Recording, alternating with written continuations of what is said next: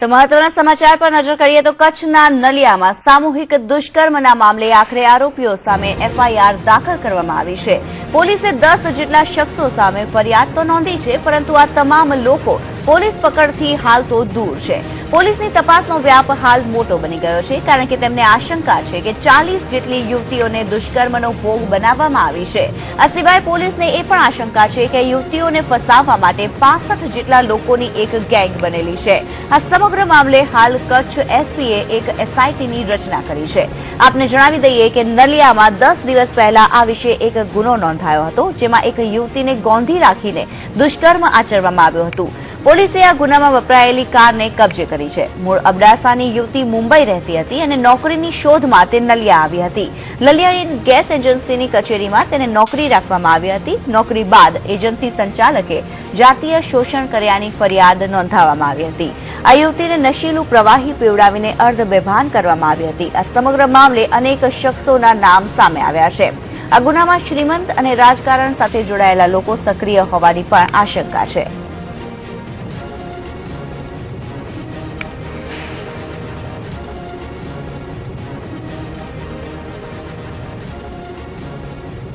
તો યુવતી પર દુષ્કર્મના મામલામાં શાંતિ સોલંકી, ભરત દરજી જેવા નામ બહાર આવી રહ્યા છે। બાબુભાઈ લોહાણા, ચેતન ઠક્કર વિરુદ્ધ ફરિયાદ કરવામાં આવી છે। અતુલ ઠક્કર, અશ્વિન ઠક્કરના નામ પણ સામે આવ્યા છે। 10 દિવસ પહેલા નલિયામાં આ વિશે ગુનો નોંધાયો હતો, જેમાં ગોવિંદ અને એક અપંગ વ્યક્તિનું નામ પણ સંડોવાયું છે। નલિયાની ગેસ એજન્સીમાં કચેરીમાં રખાઈ હતી નોકરી।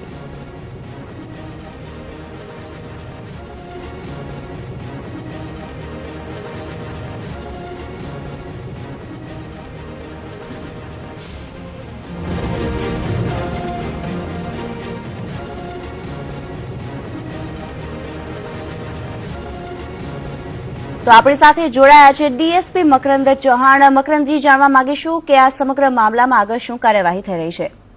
નહીં, અમે પીડિતાએ જે આરોપીઓના નામ આપે એ તમામ આરોપીઓ વિરુદ્ધ અમે ગુનો દાખલ કર્યો છે અને અમે સીટની પણ રચના કરી છે અને અમારી અલગ અલગ ટીમો આરોપીઓને પકડવા માટે ફિલ્ડમાં છે। જી, આ સમગ્ર મામલામાં મોટા માથાઓ પણ સંડોવાયા હોવાનું સામે આવી રહ્યું છે, શું કહેવું છે આપનું? નહીં, અમે આરોપીઓ પકડવા માટે પૂરા પ્રયત્નો કરી રહ્યા છીએ। ઠીક છે।